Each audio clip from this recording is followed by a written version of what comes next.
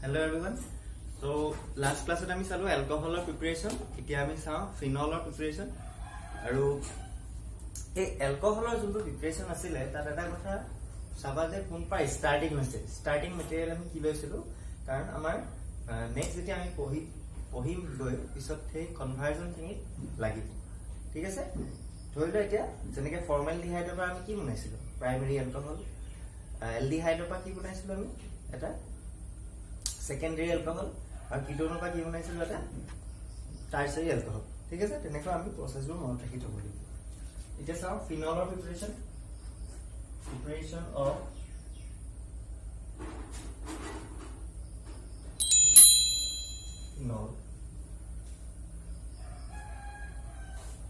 phenol বুলি কলে কি বুজিম আমি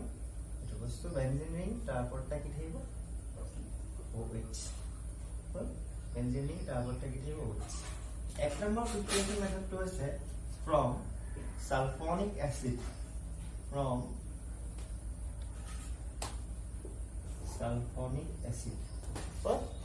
sulfonic acid to আমি যে IPS nomenclature কৰিছো তাত দেখিছো যে sulfonic acid ৰ priority দিয়া আছিল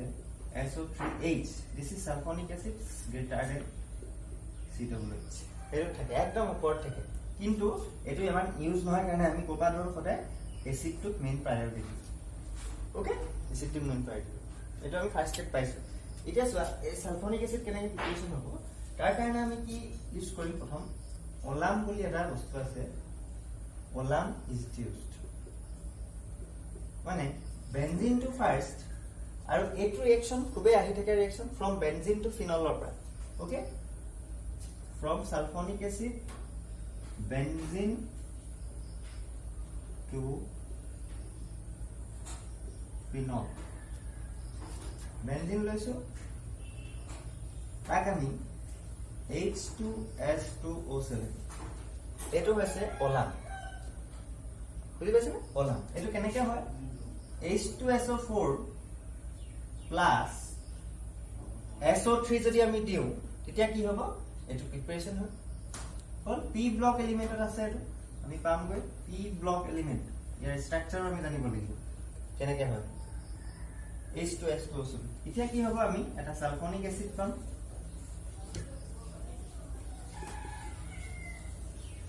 হৈ গ'ল সালফনিক এসিড ইয়াৰ ফাৰ্দাৰ আমি কি কৰিম এটো কি হয়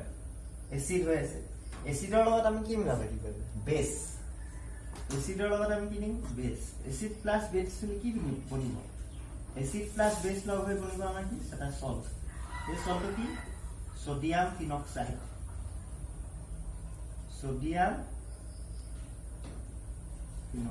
হৈ গ'ল সোডিয়াম ফিনক্সাইড এতিয়া আমি লাষ্টত কি আছে লাষ্টত ইয়াক কি কৰি দিব দিস এসিডিফিকেশন কৰি দিম H+ দিম বা কেতিয়াবা ওয়াটাৰ এনেকৈ দিব পাৰে H+ ওয়াটাৰ তেতিয়া আমি লাষ্টত কি পাই যাম আমাৰ ডিজায়াৰ্ড যোনটো প্ৰডাক্ট দিস ইজ নো তো ফাৰ্স্ট বেনজিন আছিল বেনজিন টু ৰিঅ্যাকচন কৰাবলৈ আমি এটা ষ্ট্ৰং এজেন্ট লৈছো অক্সিডাইজিং এজেন্ট লৈছো H2S2O7 ওলাম ঠিক আছে তো কেনেকৈ প্ৰিপাৰেচন হয় H2SO4 SO3 সালফাৰ ট্ৰাইঅক্সাইড লগাই পেলাই এটো ফৰ্মেশন হৈছে হৈ গ'ল এটো পাই গ'ল আমি নেক্সট এটা চাও preparation method Next to Samami from benzene diazonium chloride. From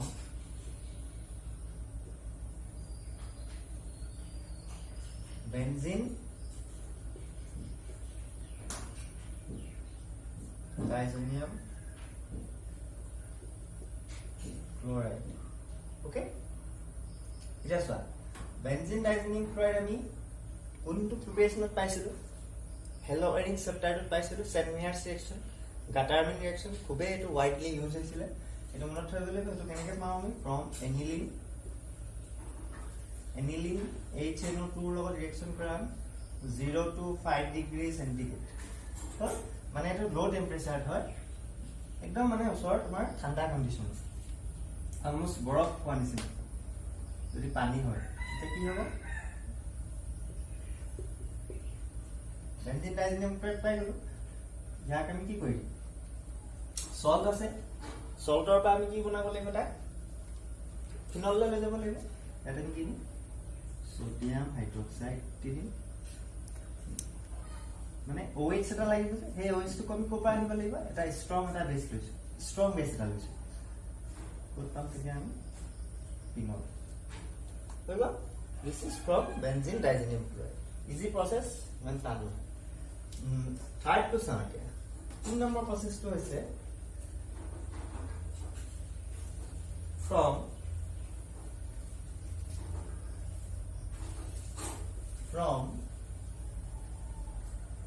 Grignard reagent type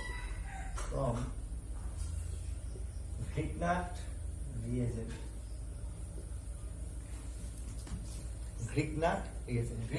মানে কি আছে RMGX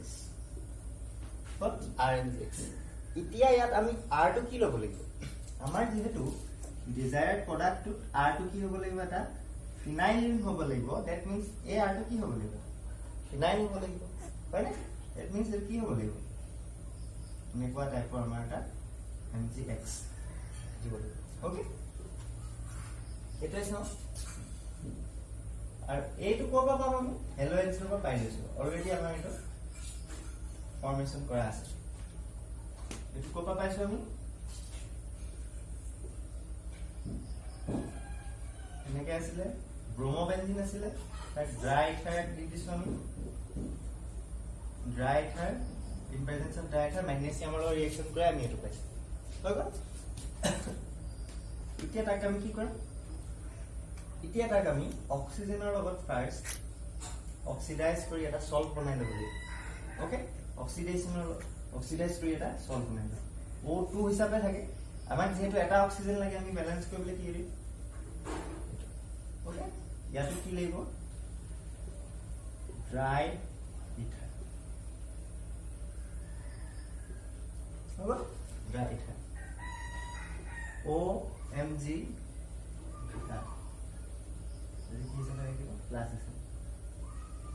OMG Br next কি কৰি দিম আকৌ হাইড্ৰোলাইসিস কৰি দিম in presence of little bit of acid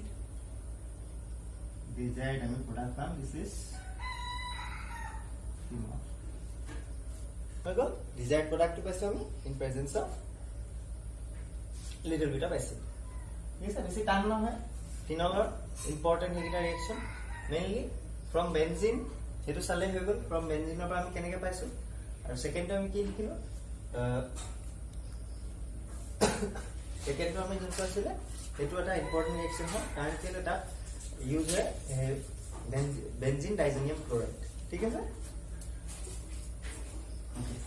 আৰু দুটামান আছে হেখিনি ৰিঅ্যাকশন আমি পিছত কিলো হ'ব ইমান নাহে হেখিনি ইমান নাজানিলে হ'ব এতিয়া আমি চাও ফিজিক্যাল প্ৰপাৰ্টিজ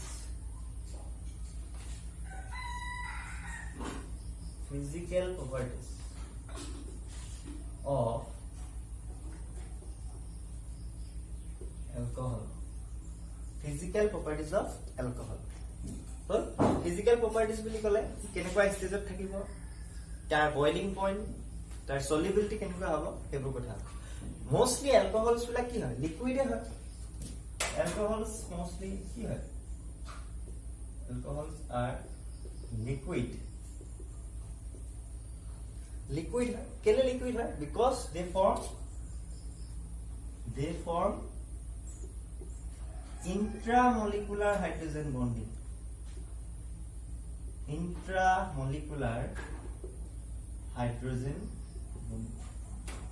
বুঝি পাইছা নে মানে intramolecular hydrogen bonding formation কাৰণে তাহাঁতে কি হয় associate molecule হিচাপে থাকিব পাৰে associate হৈ থাকে লগ হৈ থাকিব intramolecular মানে কি intra মানে কি নিজৰ মাজতে হয় মলিকুলটো নিজৰ মাজতে হয় ইন্ট্ৰা মোৰ নিচিনা আৰু এটা সেম মানুহৰ লগত যোনটো বন্ডিং হ'ব একদম সেম মোৰ আৰু এটা কপিৰ লগত যোনটো ফৰ্মেশন ফৰ্ম কৰিব হেতু কি হ'ব ইন্ট্ৰা মলিকুলাৰ ঠিক আছে বেলেগ মানুহৰ লগত হলে কি হৈ যাব হেতু ইন্টাৰ হৈ যাব ইন্টাৰ মলিকুলাৰ সেম হলে ইন্ট্ৰা বেলেগ হলে ইন্টাৰ ঠিক আছে মলিকুলটো নিজৰ ভিতৰতে যদি হয় নিজৰ ভিতৰতে হেবলি বুজিলো গল যে আমি বুজিম ইন্ট্ৰা এটা হাইড্ৰোজেন বন্ডিং কেনেকৈ ফৰ্মেশন হৈছে ROH alcohol টা লৈছো আমি ঠিক আছে ইয়াত চোৱা হাইড্ৰোজেন বন্ডিং ফৰ্মেশন হ'বলৈ আমাক কি লাগিব হাইড্ৰোজেন লাগিব আৰু দুইটা সাইডে ইলেক্ট্ৰন উইথড্ৰয়িং গ্ৰুপ আৰু ইলেক্ট্ৰন উইথড্ৰয়িং বুলি নিলিখো কনফিউজ হ'ব পৰা সেইকাৰণে আমি কি লিখিম ইলেক্ট্ৰনেগেটিভ বুলি লিখিম ভেৰি মোৰ প্ৰিসাইজ হ'ব ইলেক্ট্ৰনেগেটিভ এইফালে আমি কি লিখিম ইলেক্ট্ৰনেগেটিভ হ'ল দুইফালে হাইড্ৰোজেনটোৰ দুইফালে আমাক কি লাগিব ইলেক্ট্ৰনেগেটিভ এটম লাগিব ইলেক্ট্ৰনেগেটিভ এটম মেইনলি কোনকেইটা এটমে হাইড্ৰোজেন বন্ডিং ফৰ্মেশন কৰে fluorine oxygen hydrogen somewhat equal to chlorine ঠিক আছে ইহতি কিটা থাকিলেহে হাইড্ৰোজেন বন্ডিং ফৰ্মেশন কৰাৰ সম্ভাৱনাটো বেছি থাকে হ'ল এতিয়া চোৱা এফালে কি আছে এটা এলকহল লৈছো তাৰ এফালে অক্সিজেন আছে আৰু এফালে হাইড্ৰোজেন আছে হ'ল কি নিজেই মাজত এটো হ'ল কেনেকৈ ফৰ্মেশন কৰিব আৰু এটা এলকহল মলিকুল লৈ লওঁ আৰু এটা এলকহল মলিকুল তাত কি থাকিব R O H এনেকৈ এসোসিয়েট পাইছো হ'ল এটো এটা এলকহল ইয়াৰ হাইড্ৰোজেনটো ইয়াৰ অক্সিজেনৰ লগত ডট ডট ডট এডাল বন্ড ফৰ্ম কৰিছে হৈ গ'ল ঠিক তেনেদৰে এটো হাইড্ৰোজেনৰে বেলেগ এটা মলিকুলৰ লগত কি কৰিব বেলেগ এটা মলিকুল অফ কি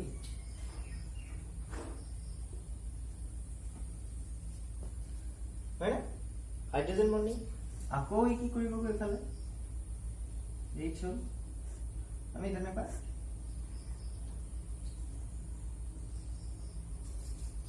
ঢেৰ মলিকুল পাই দেখি বুজি পাইছে না এনেকৈ এসোসিয়েট কৰিব দিয়ে মলিকুল ঢেৰ আছে আমাৰ এলকহল বুলি কোৱা লাগে 1 মোল এলকহল বুলি ক'লে কিমান থাকিব 1 মোল এলকহল বুলি ক'লে আমাৰ কিমান মলিকুল থাকিব 6.022 into 10 to the power 23 number of 6.23 ঠিক আছে 1 লিটাৰ বুলি কৈলে কি বুজিম তাতো লাখ লাখ মলিকুল থাকিব লাখ লাখ মানে ইমানটা নাম্বাৰ তাত থাকিব পাৰে 1 মোলত আছে 1 লিটাৰ ঠিক আছে আমি তেনে কনভাৰ্জন কৰি চাম যে মলিকুল পাব এই মলিকুলবোৰ এসোসিয়েট হৈ থকাৰ ফলত তাহাঁতৰ কি হ'ব ওচৰত যে আতৰখন হ'ব এই আতৰখনটোৰ মেইন কাৰণটো কি বিকজ অফ হাইড্ৰোজেন বন্ডিং হ'ল আৰু এটা কথা চোৱা এই হাইড্ৰোজেন বন্ডিংটো থকাৰ কাৰণে বিউটো because of hydrogen bonding boiling point কি হয় তাহাঁতৰ boiling point of alcohol greater than hydrocarbon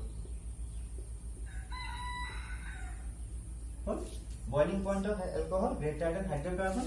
অকল হাইড্রোকার্বন কৈ greater নহয় ইয়াৰ boiling point বহুত বেছি হয়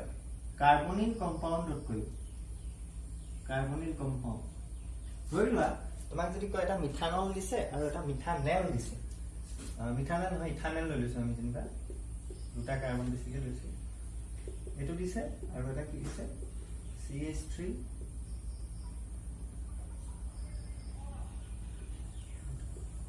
ডিফাইন্স টু বুজাবলৈ আমি কি এটো হৈছে নল ইথানল এটো হৈছে ইথানেল ইয়াৰ বয়লিং পইণ্ট টু ইথানেলতকৈ কি হ'ব ডাঙৰ হ'ব ঠিক আছে ডিউ টু বৰ হাইড্ৰোজেন বন্ডিং ফৰ্মেশন কাৰণে ইয়াৰ এইটো ডাঙৰ হ'ব ঠিক আছে নেক্সট এটা চোৱা হাইড্ৰোজেন বন্ডিং কাৰণে আমি কি দুটা পাইছো বয়লিং পইণ্টটো ইনক্ৰিজ হৈছে তাৰ পৰা মোস্টলি তাহাঁতে কি ইনটু ষ্টেটত থাকে ষ্টেটটো থাকিব তাহাঁতে লিকুইড ষ্টেটত থাকিব মোস্টলি আৰু এটা চোৱা সলিউবিলিটি তাহাঁতি পানীৰ লগত সলিউবল হয় নে নহয় alcohol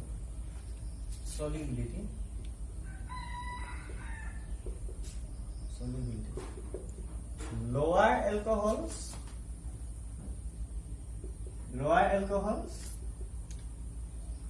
highly soluble in water but higher alcohol not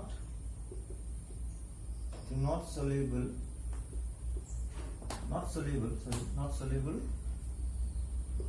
to much extent. Higher gently alcohols, mane that R group to basic, where hydrocarbon part is greater than 4. Hydrocarbon part is carbon greater than 4. বুজি পাইছানে আমি যদি এটা butanol CH3CH2 হল এটা কি লৈছো butanol লৈছো আৰু এটা পেন্টানল CH3CH2 1 2 3 4 5 ওকে পেন্টেন 1 হল আৰু এটা বিউটানল লৈছো ইয়াত 5টা কাৰ্বন আছে ইয়াত 4টা কাৰ্বন আছে পানীত বেছিকৈ কোনটো সলিউশন হ'ব কম কাৰ্বন আছে ঠিক আছে মেইনলি up to 4 কাৰ্বন লৈকে up to 4 কাৰ্বন এলকহল বিলাক কি হয় পানীৰ লগত খুব ইজিলি ডিজলভ হয় alcohol easily dissolved in water ঠিক আছে সেইখিনি আছে ইয়াৰ প্ৰপাৰ্টিজ ফিজিক্যাল প্ৰপাৰ্টিজ বাকি আমি খিন কেমিক্যাল প্ৰপাৰ্টিজ খিনি এটা চাম এটা কথা মনত ৰাখিব থব লাগিব কেমিক্যাল প্ৰপাৰ্টিজত এলকহলৰ ৰিঅ্যাকশনবোৰ অকমান বেলেগ ধৰণৰ হয় এলকহলৰ ৰিঅ্যাকশনবোৰ অলপ বেলেগ ধৰণৰ হয় বিকজ এলকহলটো চোৱা এনেকে যদি ভাঙে তেতিয়া হলে কি ওলাব RO H+ ওই আকৌ এলকহলটো যদি এনেকে ভাঙে তেতিয়া হলে কি হিচাপে ওলাব RO OH-। এটো কি হৈ গল নিউক্লিওফাইল এটো নহয় R+ টো চোৱা R+ টো কি হৈ গল ইলেক্ট্ৰোফাইল R- টো কি হৈ গল নিউক্লিওফাইল মানে H+ হিচাপে কি দিব ই এসিড হিচাপে কাম কৰিছে act as an acid এটো ভাঙাটো কি কাম কৰিছে কি এসিড হিচাপে কাম কৰিছে ইয়াত কি এসিড হিচাপে কাম কৰিছে নাই কৰা that means alcohol as a chemical property চাবলৈ যাও কি দুটা ধৰণৰ ৰিঅ্যাকশন বোৰ দেখাব এটা কি দেখাব এসিডিক প্ৰপাৰ্টি হিচাপে দেখাব যত RO- নিউক্লিওফাইল লাব আৰু এটা কি লাব R+ হিচাপে লাব যত R+ টো ইলেক্ট্ৰোফাইল হিচাপে কাম কৰিব বুজি পাইছে না সো এই ৰিঅ্যাকশনটো আমি কি গম পাও এই ভঙাটো পা alcohol are little acidic alcohols are little acidic in nature যদিও তাহাঁতি লিনাৰ লিটমাছ পেপাৰ সোনকালে ৰঙা নকৰে তথাপিও তাহাঁতি অলপ less to extend to acidic ঠিক আছে থেংক ইউ